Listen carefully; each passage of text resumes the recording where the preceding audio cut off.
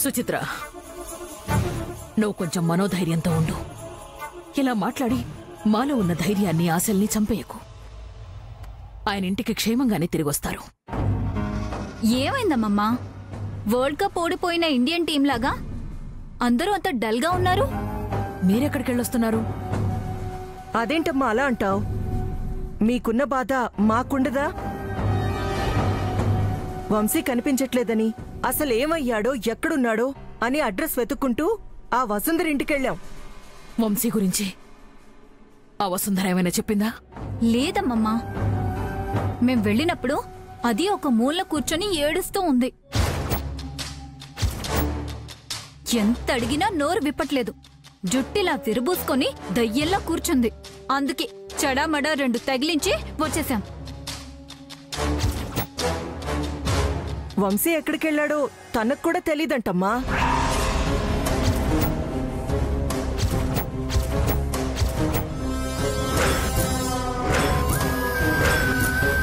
నువ్వేం బాధపడకత్తయ్యా.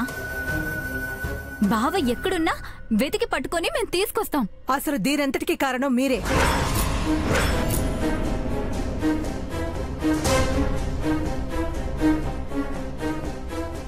లోపల కుట్రల పన్ని నా కొడుకును నేనే నిందించుకునేలా చేశారు. ఇప్పుడు వాడు మాకు దూరం అయిపోయాడు. వసుంధర మీలా దాగుడు మూతలాడదు. ముక్కుసొట్టి మనిషి. తను ఎప్పటికైనా ఈ ఇంటి పరువు నిలబెట్టాలనుకుంది, కానీ వంశీని మాయ చేయాలనుకోదు. అంతేలే అత్తయ్య, మేం మాత్రం పరువు పోగొట్టే వాళ్ళు అనే కదా నీ ఉద్దేశం? ఉద్దేశం కాదు, అదే నిజం. సుచిత్ర, ఇలా ఒకరి మీద ఒకరు నిందలు వేసుకోవడం మానేయండి. ఆయన గురించి మాత్రమే ఆలోచించండి. వసుంధర గారికి అన్నయ్య ఎక్కడున్నాడో నిజంగా తెలియదు నానమ్మా. ఆనంద్, ఆయన తీసుకువెళ్లిన కార్ నంబర్ ద్వారా ఆయన ట్రేస్ చేసి పట్టుకోలేమా? ఆ ప్రయత్నం కూడా చేశానమ్మా. వాళ్ళు ఇంకా 2 రోజులు గడవడిగారు. అప్పటిదాకా వెయిట్ చేయాల్సిందే. భగవంతుడా, నా కొడుకేమీ కాకూడదు. వాడు క్షేమంగా ఇంటికొచ్చేలా చేయి స్వామి. ఇక లాభం లేదు ఆనంద్. వెంటనే కమిషనర్ గారికి ఫోన్ చేసి కాకర్ల వంశీకృష్ణ కనిపించట్లేదని ప్రకటనిచ్చి గాలించమని చెప్పు. ఇక 2 రోజుల్లో ఆయన ఇక్కడ ఉండాలి. ఇప్పుడు టీవీ ఎందుకు ఆన్ చేసావే? అదే అమ్మమ్మా, బావ ఏ రోడ్లో అయినా ఇరుక్కుపోయినా, ఏ సమస్యలో అయినా చిక్కుకుపోయినా వెంటనే టీవీలో చూపిస్తారు కదా. రోజు రోజుకి పెరిగిపోతున్న ఘోర రోడ్డు ప్రమాదాలు, ఈ ప్రమాదాలకి కారణం తాగి వాహనాలు నడపడం అంటున్న స్థానికులు.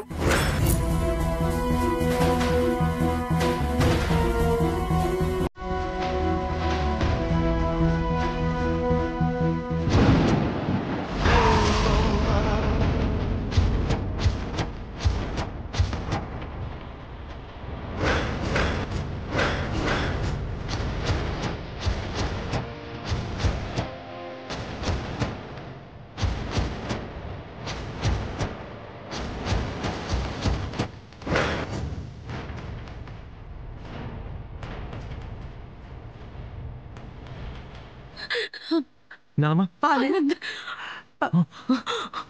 ఆనంద్, అమ్మా, అమ్మా, ఆనంద్, అమ్మా, ఆ కారు మీ అన్నయ్యదే కదా. భగవంతుడా, ఎందుకయ్యా ఇలా చేశావు? ఆనంద్, నన్ను వెంటనే అన్నయ్య దగ్గర తీసుకువెళ్ళు. తీసుకువెళ్ళు. ఊరుకో. వంశీ, వంశీ, మన వంశీ. అమ్మా,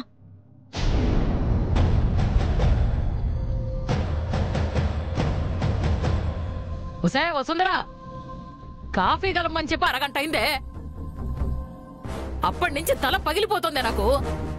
ఇంతకీ కాఫీ కలుపుతున్నావా లేదా నేను జావాలని జాగ్రత్తగా విషయం కలిపేస్తున్నావా? వస్తున్నా నాన్నమ్మా.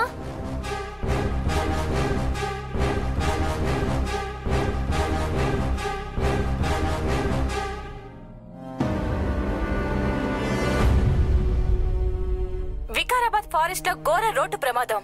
యాక్సిడెంట్ కి గురైన కాకర్ల వంశీకృష్ణ.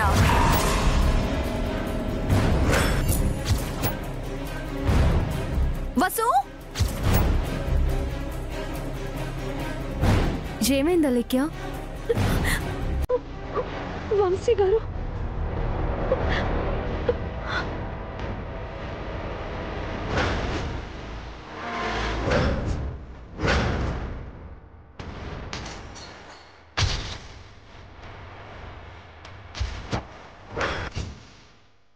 వంశీ సార్కి యాక్సిడెంట్ అవ్వడం ఏంటక్క?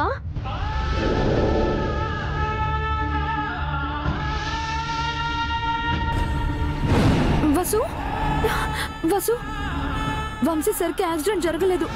నువ్వన్న మాటలకి ఆయన మనసు అదుపు తప్పి ఇలా జరిగింది. నేను తప్పు చేశానా లేక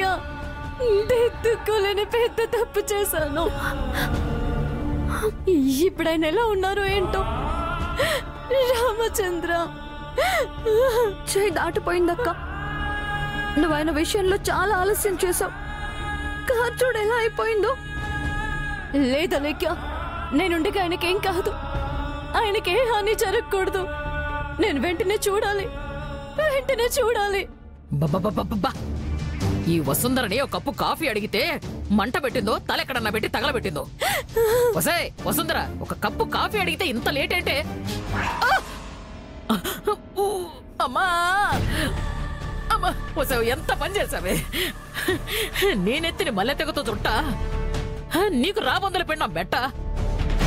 కాఫీ పెట్టమన్న పాపానికి ఇలా కాఫీ కప్పు పగలగొట్టి నా కాళ్ళ కింద పడేసావేమిటే? వంశీ గారికి యాక్సిడెంట్ అయింది నానమ్మ. అది కూడా నీ వల్లే అయి ఉంటుందమ్మా. అందరూ నవ్వుతుంటే నీ కడుపు ఎలా చల్లగా ఉంటుంది? నీ ఏడుపు కొట్టు మొహంతో హరి అని ఉంటావు. అక్కడ వంశీ బాబు తదాస్తు అని ఉంటాడు. నానమ్మ ఏంటే ఏంటి ఏదో నీ మొగుడు చచ్చినట్టు ఏడుస్తున్నావేమిటే? ఏడిస్తే గీడిస్తే ఆ జోగ్గాడు కోసమే ఏడవాలనుకో. నువ్వు దూరం అయ్యావని వాడు దిగులుతో తెగేడు చేస్తున్నాడే. అదొదిలేసి ఆ వంశీ గురించి ఆడటానికి సిగ్గులేదే నీకు? నానమ్మ ఇంకొక మాట మాట్లాడితే ఆ పగిలిన కప్పు ముక్కలు నీ గొంతులో గుచ్చుతాను. ఏంటే నువ్వు గుచ్చేది? ఇది బయటకెళ్ళి నిలబడితే ఎవ్వరూ ఆరాధన లేదు. అందరూ నిలదీస్తున్నారు మేడం గారిని. అప్పుడే ఆ జోగ్గాడి చొక్కా చింపేసి ఇప్పుడు మళ్ళీ ఆ వంశీని కలవాలనుకుంటోంది మా తల్లి. దీని గురించి ఎవరికి తెలీదే. ఆ జోగేంద్రగాడు నిస్సహాయ స్థితిలో ఉన్నాడని, దీని సరదాలు తీర్చలేడని ఆ వంశీకేదో మాయ మాటలు చెప్పి ఇంటికి పిలుస్తుంది ఇది. నానమ్మ నాన్నమ్మనేనే, నీ బాబు అమ్మనే. ఇది పుట్టగానే దీని బాబు పోయాడు. మీ నాన్న వీళ్ళ అమ్మతో పాటు దీన్ని కూడా ఇంటికి తీసుకొచ్చాడు. దీని వయసుతో పాటు దీని ధైర్యం కూడా పెరిగిపోయి నా కొడుకుని పొట్టన పెట్టేసుకుంది. ఉన్న వయసునందరి మీద కిసురుతూ తప్పు నేను చేయలేదు బామ్మ, తప్పు నాది కాదు రామా అంటూ పాడుతోంది. ఒసే ముసల్నక్క, నీకెన్నిసార్లు చెప్పాలి? వంశీ సార్ తాళి కట్టేది మా అక్క మెళ్ళోనే.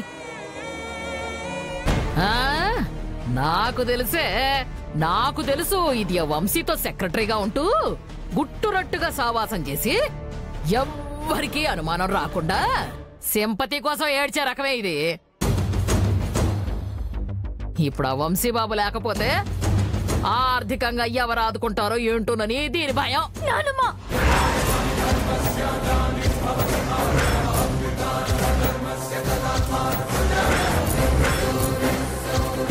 అంటే ఏంటే? నువ్వు నన్ను కొట్టేస్తావా? నీకు దండం పెడతాను. వంశీ సార్ గురించి అలా మాట్లాడుకున్నానమ్మా. ఎంతకంటే నీచంగా కాకపోతే గొప్పగా మాట్లాడడానికి ఏముందే? అలీక్యా, నేను ఆవిడతో వాదించలేను. నేను వెంటనే వంశీ సార్ని చూడాలి. నేను వెళుతున్నాను అలీక్యా. ఎక్కడికే వెళ్ళేది? ఇదేమన్నా నీ వంశీగాడి హయాం అనుకుంటున్నావా? నేను వెళ్తాను అనగానే నేను డోర్ తీసి సాగరంపుతాను అనుకుంటున్నావా? చంపేస్తాను. నువ్వు వెళితే ఇంట్లో పనులన్నీ ఎవడు చేస్తాడే? నువ్వు వెళ్ళి ఆడి మీద పడగానే చచ్చినోడేమన్నా లేచొస్తాడా? ఏంటే వదిలేదే? దీని రెక్కలు విరిచి మక్కెలు విరగొట్టి బయటికి కదలకుండా కాళ్ళు చేతులు విరిచి స్టోర్ రూమ్ లో పడేస్తారు. రావే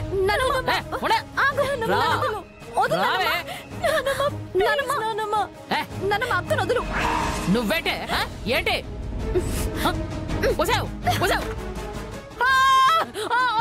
ఇక్కడే చావు, ఇప్పుడే వస్తాను. నడుపోయిందిరా బాబు. అక్క నువ్విక వెళ్ళక్క, ఎవరి మాటలు పట్టించుకోకు, ఆలోచించకుండా వెళ్ళక్క. వంశీ సార్కేం కాదు, నువ్వు వెళ్ళు వెళ్ళు. అబ్బా వసే వాళ్ళక్యా, నన్ను వదలవే. వసే వాళ్ళక్యా, అలెక్యా ఓసి మొదల చెప్తానా, వదలవే తల్లి.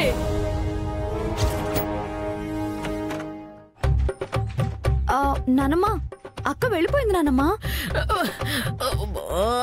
వసే వాళ్ళక్యా, ఎంత పని చేసావే. ఒక పక్క కాలు చిరిగిపోయింది, ఇంకో పక్క నా నడు విరిగిపోయింది. అమ్మా, నన్ను దెబ్బ కొట్టి దాన్ని పంపించేసావుటే నిన్ను. ఇంకొక మాట మాట్లాడితే నీ నాలుగు చీరేస్తాను. నిస్సాయంగా నాలుగు గోడల మధ్య ఉంటే ఎలా ఉంటుందో నీకు తెలియాలని ఇలా చేశాను. వసే వసే వసే వసే, నీకేం పోయే కాలం వచ్చిందే, ఇలా తయారయ్యావు. నా మాట విని వెళ్ళి దాన్ని ఆపవే, నేను పరిగెత్తలేను. నిన్ను దించు దించు దించు. నువ్వు ఇంకోసారి ఇలా మాట్లాడితే నేను దీంతో కొట్టి చంపేస్తాను. నన్నా నన్నా వద్దమ్మా. వామ్మో, ఇది చంపినా చంపేస్తుందిరా దేవుడా. దెంపవే తల్లి. అమ్మో అమ్మో అమ్మో. ఇప్పటికీ అక్క జీవితాన్ని నువ్వు సగం నాశనం చేసేసావు. తన ప్రాణానికి ప్రాణంగా ప్రేమించిన వంశీ సార్ని దూరం చేశావు. ఇక నువ్వు ఇంకేం చేయలేవు. మా నాన్న మమ్మల్ని బ్రతకనివ్వు.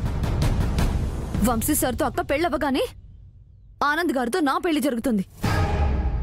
నువ్వు నన్నేదో ఉద్ధరించడానికి అక్క ప్రేమను చంపి వాళ్ళని బాధ పెట్టావనుకో, నేను నిన్ను చంపేస్తాను.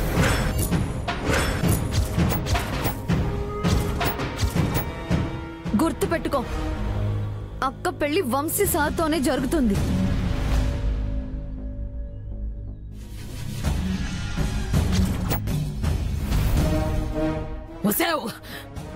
నువ్వలా అంటుంటే నాకు తగిలిన దెబ్బలు కూడా మండుతున్నాయే. ఇప్పుడప్పుడేం మానేలా లేవు. వంశీతో దాని పెళ్లి జరగదు, జరగనివ్వను. ఇది తథ్యం, రాసి పెట్టుకోండి.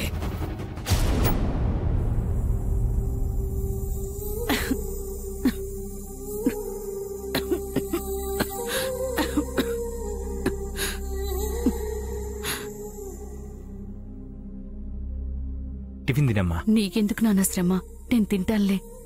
పర్వాలేదమ్మా, నేను తినిపిస్తాను కదా, తినిపిస్తా. నా ఆరోగ్యం బాగుండాలని మీరు ఎన్నాళ్ళని ఇలా కష్టాలు పడతారు నాన్న.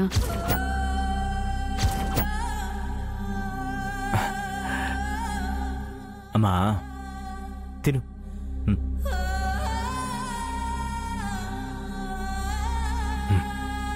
నేను చెల్లిని పక్క నుండి 3 పూటల భోజనం పెడుతూ సమయానికి మందులు వేయగలవమ్మా, అంతే. తిను తిను. కానీ నువ్వు 20 ఏళ్లుగా మా ఇద్దరిని కళ్ళల్లో పెట్టుకుని చూసుకుంటూ మాకు గోరు ముద్దలు తినిపిస్తూ నువ్వు పస్తులుండేదానివి. ఏది ఏమైనా, ఎన్ని కష్టాలొచ్చినా మమ్మల్ని కష్టపడి చదివించి ఈ స్థాయికి తీసుకొచ్చావమ్మా నువ్వు. నీకేం చేసమ్మా మా రుణం తెచ్చుకోగలం?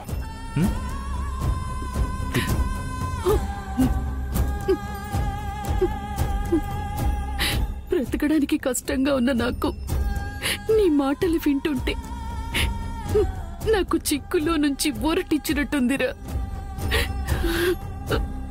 నీకేం కాదమ్మా, నువ్వు మళ్ళీ ఆరోగ్యంగా ఉంటావు చూడు. అమ్మా, ఇంకొంచెం టిఫిన్ తీసుకురానా? తీసుకురా, వెళ్ళు. వద్దమ్మా, అన్నయ్య నువ్వు తినేయండి. మేం తింటావులే అమ్మా, నువ్వు తిను. బాగా తినాలి, నువ్వు తిను. తిను చాలు నాన్న. తిను, తినమ్మా. ఇదిగో మంచినీళ్ళు తాగు. ఇది పట్టుకో. మెల్లగా మెల్లగా మెల్లగా మెల్లగా.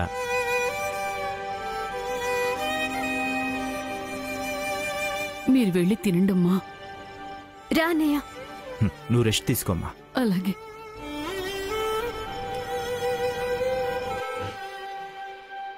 అన్నయ్య నువ్వు వెళ్ళి కూర్చో, నేను టిఫిన్ తీసుకొస్తాను. సరే అమ్మా.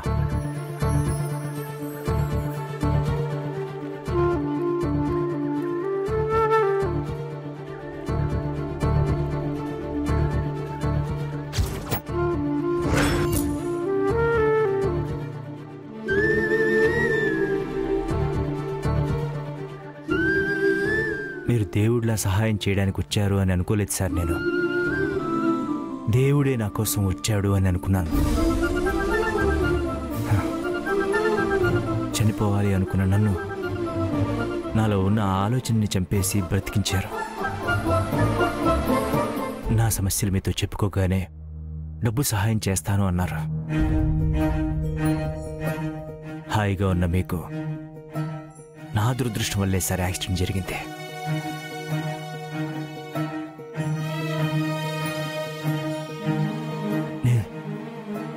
నేను ప్రాణాలతో బయటపడి మిమ్మల్ని హాస్పిటల్లో చేర్చగలిగాను. కానీ నాకున్న ఈ పరిస్థితుల వల్ల మీ పక్కన ఉండలేకపోతున్నాను సార్. సార్, నా పరిస్థితులు చక్కదిద్దుకుని మిమ్మల్ని మీ వాళ్ళ దగ్గరికి చేర్చడానికైనా నాకు డబ్బు అవసరం సార్. ఏమీ అనుకోకండి సార్. అందుకే మీ పర్మిషన్ లేకుండా మీ డబ్బు వాడుకోవాలి అనుకుంటున్నాను. ఇది ఇది ఇది తప్పే సార్. తప్పే కానీ నాకు తప్పనిసరి సార్, అవసరం. దయచేసి నన్ను క్షమించండి సార్. నేను మళ్ళీ మీ డబ్బు తిరిగిచ్చేస్తాను సార్. కొంచెం సమయం పట్టచ్చు, అర్థం చేసుకోండి సార్. అర్థం చేసుకుంటారు అనుకుంటున్నాను.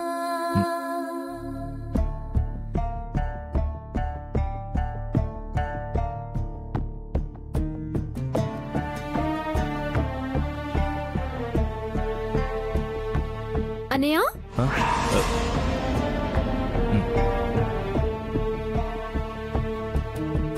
అన్నయ్య టిఫిన్ తీసుకో అన్నయ్య. ఇక్కడ పెట్టమ్మా.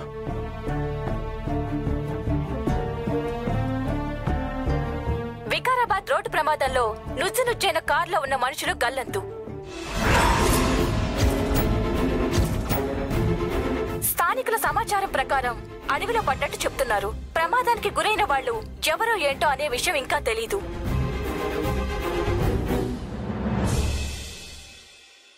ఏమైందన్నయ్య? నాకు అర్జెంటుగా పని ఉందమ్మా, బయటకు వెళ్ళాలి. టిఫిన్ చేసి వెళ్ళన్నయ్య. లేదమ్మా, మనకు బాగా కావలసిన మనిషి కలవాలి. నేను మళ్ళీ వస్తాను, నువ్వు టిఫిన్ చేసేయమ్మా. అన్నయ్య, అన్నయ్య, అన్నయ్య మనకు కావాల్సిన వాళ్ళంటున్నాడు. మాతో బంధం ఉంది వసుంధరికి ఒకదానికే కదా. వసుంధర కాకుండా ఎవరై ఉంటారు?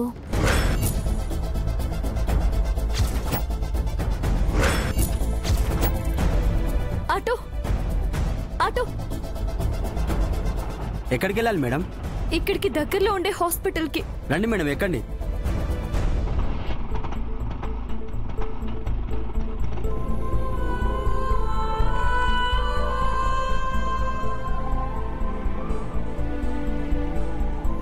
బాబు కొంచెం త్వరగా వెళ్ళు.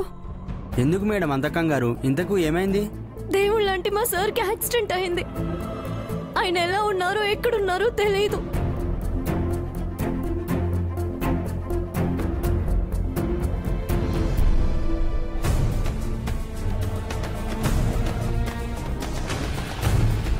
ఒక్క నిమిషం.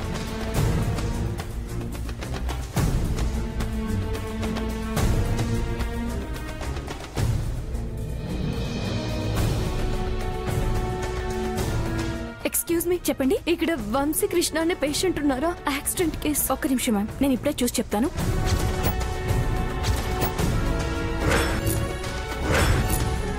ఆ పేరుతో ఈ హాస్పిటల్లో ఎవరు లేరు మేడం. యాక్సిడెంట్ జరిగి 2 రోజులే అయింది. ఇక్కడ దగ్గరలోనే జరిగింది. ఈ హాస్పిటల్కి తీసుకొచ్చుంటారు. ప్లీజ్ ఒకసారి కరెక్ట్ గా చెక్ చేసి చెప్పండి. లేదు మేడం, నేను కరెక్ట్ గానే చెప్పాను. ఆ పేరుతో ఎవరు హాస్పిటల్లో లేరు.